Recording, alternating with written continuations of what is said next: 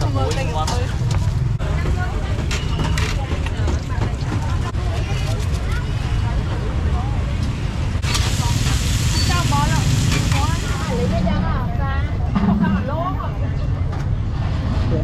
ai bánh theo hay là nó qua đôi kia mà bánh theo ai qua đôi kia mà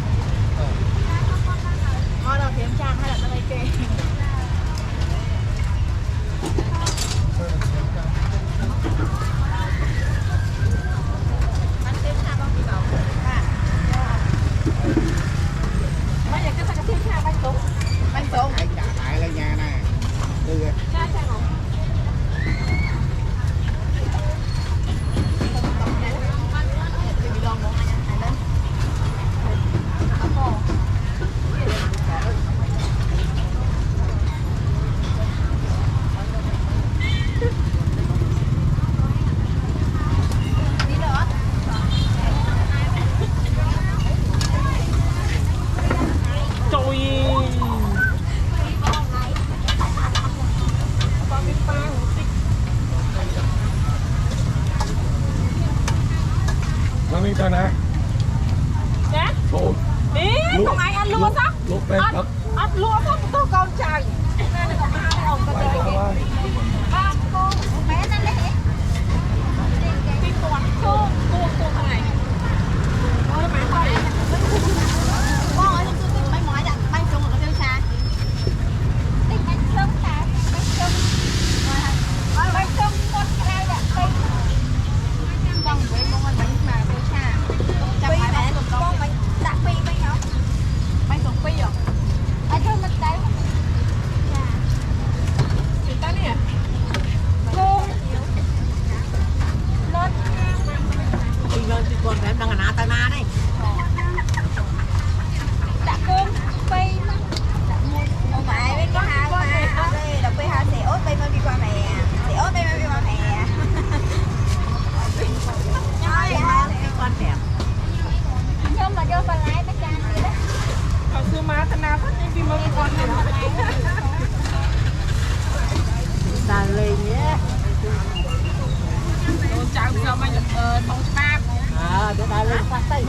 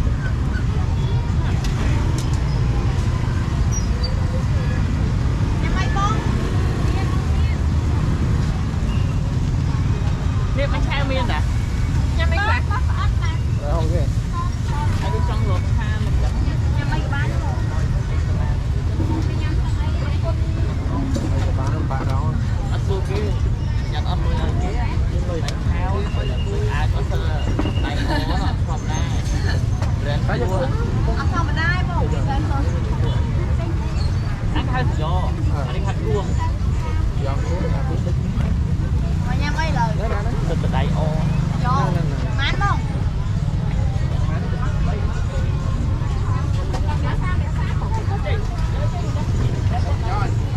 vô mát luôn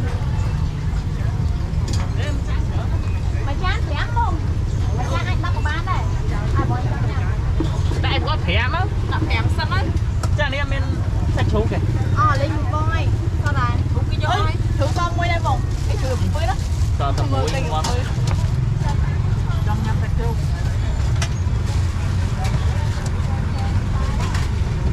bài này của em ở đây mình không đưa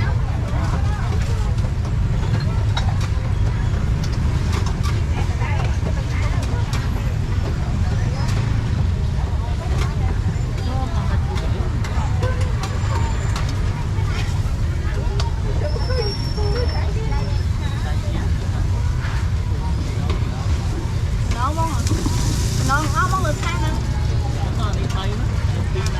đấy hả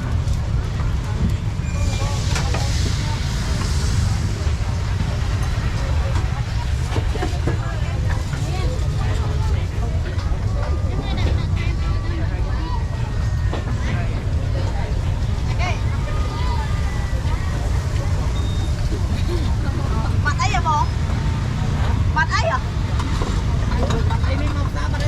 ở đây thấy lắng mờ hậu ở đây lên xa thì cô kia bên này